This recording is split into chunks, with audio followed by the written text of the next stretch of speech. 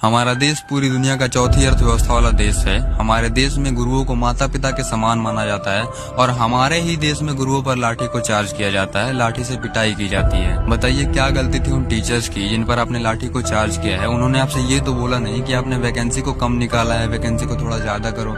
उन्होंने बस इतना बोला है कि जितनी भी वैकेंसी आपने निकाली है कम से कम उसके एग्जाम तो सही से करा लो। हमारे देश में इलेक्शन के टाइम पर 60 से 65 करोड़ लोगों का वोटिंग हो जाता है बिना किसी मिसमैनेजमेंट के, बिना किसी प्रॉब्लम के। लेकिन 2 से 3 लाख बच्चों का एग्जाम नहीं करवाए जा रहे इन लोगों से। उसमें भी 55,000 से ज्यादा बच्चों ने कंप्लेंट सबमिट किया एसएससी को मिसमैनेजमेंट को लेके। लेकिन मिसमैनेजमेंट हुआ कैसे? जब टेंडर का क्राइटेरिया ही सिर्फ पैसा हो तो फिर क्वालिटी कहाँ से मिलेगा? 130 रुपए का फर्क पड़ा लाखों बच्चे के फ्यूचर पे। टीसीएस हर बच्चे का 350 रुपए लेता था एग्जाम करवाने के, वहीं इडुकेटी आया और 220 में कॉन्ट्रैक्ट साइन करवा लेता है और वो एग्जाम करवाने का जिम्मेदारी ले लेता है। एसएससी ने सस्ते कॉन्ट्रैक्ट के चक्कर में एक बार भी ये नहीं देखा कि जिस कंपनी को आप टेंडर दे रहे हो, जिस कंपनी से आप कॉन्ट्रैक्ट साइन करवा रहे हो, वो पिछले 4 सालों में 4 बार ब्लैक लिस्टेड हो चुकी है। लेकिन जिन बच्चों के फ्यूचर के साथ आप खेल रहे हो ना, ये वही बच्चे हैं जो आगे चलकर हमारे देश को रिप्रेजेंट करेंगे। लेकिन हमारा सिस्टम ऐसा ही है। प्रोफेसर लक्ष्मण यादव ने बहुत पहले ये एक बात बोल दिया था कि जो सरकार आपको कांवड़ ढोने पर फूल बरसाती है,